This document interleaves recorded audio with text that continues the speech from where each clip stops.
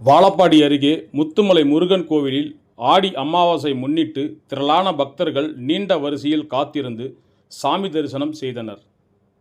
தமிழகத்தில் பல்வேறு கோவில்களில் ஆடி அமாவாசை முன்னிட்டு முன்னோர்களில் நினைவு கூறும் வகையில் ஆற்றங்கரை பகுதிகளில் தர்ப்பணம் செய்தும் பல்வேறு கோவில்களில் சாமி தரிசனம் செய்து வரும் நிலையில் அந்த வகையில் சேலம் மாவட்டம் வாழப்பாடி அடுத்த புத்திரகவுண்டன் பகுதியில் அமைந்திருக்கும் 146 அடி உயரம் உள்ள ஸ்ரீ முத்துமலை முருகன் கோவிலில் பல்வேறு பகுதிகளிலிருந்து ஏராளமான பக்தர்கள் அதிகாலை முதலே நீண்ட வரிசையில் காத்திருந்து சாமி தரிசனம் செய்து வருகின்றனர்.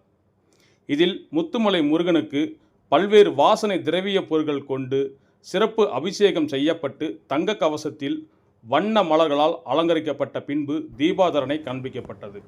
மூலவர் முத்துமலை முருகப்பெருமான் பக்தர்களுக்கு தங்க கவசத்தில் காட்சியளித்தார்.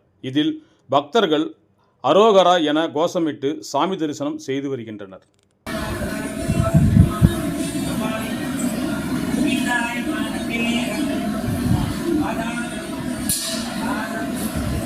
Karena